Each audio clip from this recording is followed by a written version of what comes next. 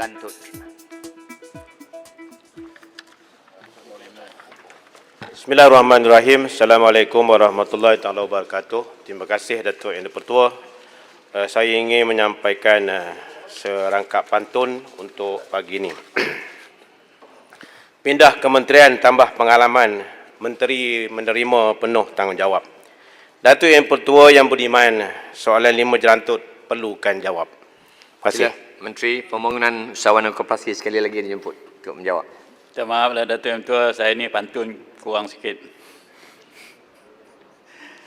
Datuk Yang Tua, bantuan terhadap koperasi. Dua persoalan, koperasi baru dan koperasi menghadapi masalah.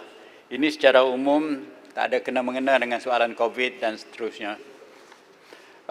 Koperasi yang baru, program pembudayaan koperasi melalui pembangunan kapasiti modal insan dan pendidikan, monitoring and coaching dengan izin Datuk Yang Tua.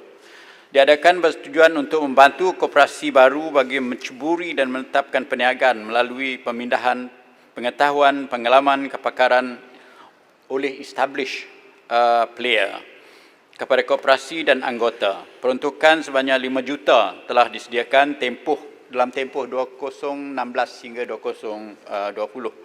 Dan sehingga akhir 2019 sebanyak 18 buah koperasi telah terlibat dalam program ini. Yang kedua, geran pembangunan ditawarkan kepada koperasi baru yang telah beroperasi sekurang-kurangnya 6 bulan dan mempunyai aktiviti perniagaan berpotensi untuk dikembangkan. B. Koperasi yang terjejas menghadapi masalah aliran tunai. Kementerian turut membantu koperasi yang terjejas mengalami masalah aliran tunai dengan menawarkan kemudahan pembiayaan tabung modal pusingan Jabatan Pembangunan Koperasi tanpa cagaran. Kemudahan ini telah berjaya membantu sebanyak 45 koperasi terjejas yang mendapati masalah aliran tunai dengan jumlah yang telah dilulus bernilai 2.21 juta. Tuan Yang Ketua, Pelan Pemulihan Usahawan dan Koperasi.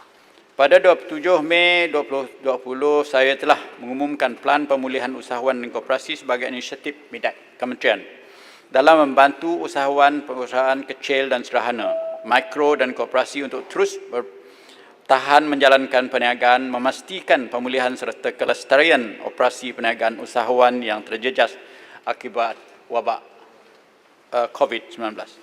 Bagi sektor koperasi, bahagian pembangunan koperasi MIDAK bersama agensi pelaksana iaitu SKM, IKM, selain daripada Tekun serta INSCAN, telah memelusi program pemulihan secara menyeluruh dalam menggerakkan semula perniagaan sektor koperasi, termasuk pemberian geran kepada koperasi yang sedang membaik pulih bidang perniagaan sedia ada.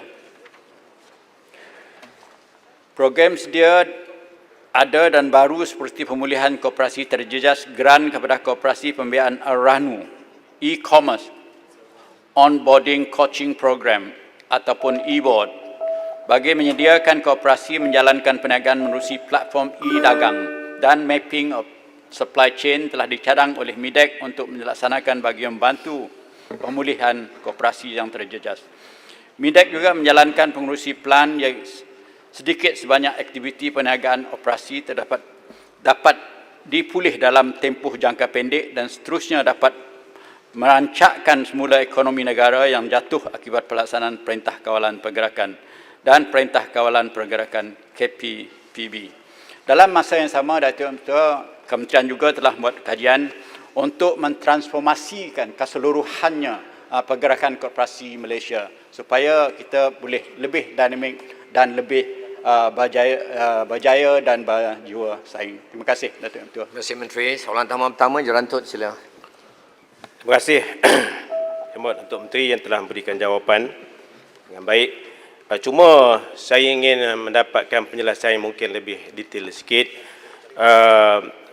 Kita umum mengetahui bahawa COVID-19 melanda bukan saja sektor-sektor perniagaan yang lain, termasuk juga koperasi-koperasi. Jadi ada di antara koperasi-koperasi ini bergelut untuk meneruskan aktiviti mereka, terutama bagi koperasi-koperasi yang baru. Jadi adakah pihak kementerian mensasarkan koperasi-koperasi yang baru yang nak memulihkan semula perniagaan mereka. Jadi apakah program-program khusus bagi koperasi-koperasi yang sebegini? Terima kasih. Sila Menteri. 1 minit. Terima kasih, Datuk Yang Ketua.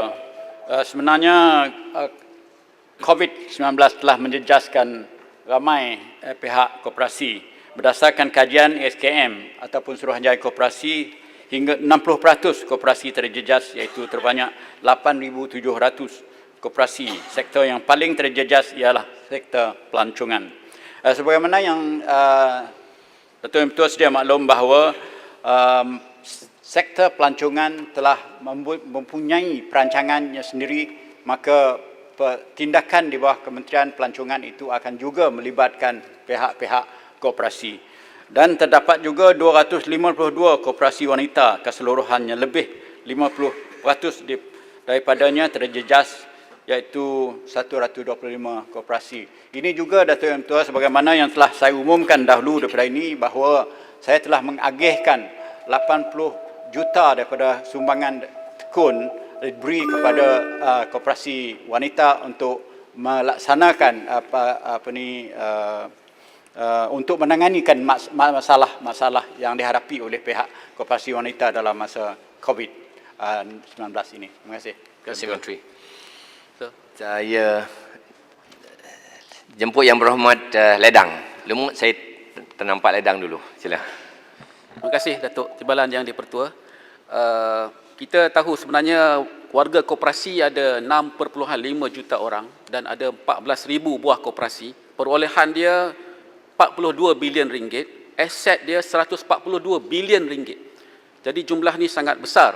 Justru saya ingin bertanya kepada Pihak Menteri, apakah kerajaan ada memenimbangkan untuk membenarkan supaya syarat untuk pembelian hartanah itu yang sekarang ini 50% daripada kumpulan wang anggota dilonggarkan agar koperasi boleh mengambil manfaat dalam keadaan kemurungan ekonomi dan dalam keadaan di mana hartanah sekarang banyak dijual. Terima kasih. Sila Menteri. Datuk Yang Ketua, Kementerian sedang membuat satu kajian pindaan kepada perundangan koperasi. Itu adalah langkah yang basic untuk kemajuan koperasi itu sendiri. Pindaan ini insya-Allah bakal dibawa di persidangan Dewan kali ini untuk dipertimbangkan oleh majlis. Kalau dapat, maka pindaan ini akan memberi nafas baru kepada pihak koperasi dan memudahkan lagi, bukan saja daripada sudut penubuhan, tapi juga sudut pelaksanaan dan pentadbiran koperasi itu sendiri. Daripada bidang-bidang lain itu juga akan kita lihat, oleh kerana bagaimana yang saya sebutkan tadi, untuk mentransformasikan satu badan yang berjumlah 14,000 lebih koperasi dan 9.09 juta ahli ini di seluruh Malaysia, maka kita memerlukan masa sedikit. Dalam jangka masa insya-Allah 2 tahun kita akan melihat semua sistem koperasi ini boleh dibaik pulihkan, termasuk apa persoalan yang dibangkit oleh Yang Berhormat tadi. Terima kasih. Terima kasih Menteri. Untuk pertanyaan jawab di seterusnya saya jemput Yang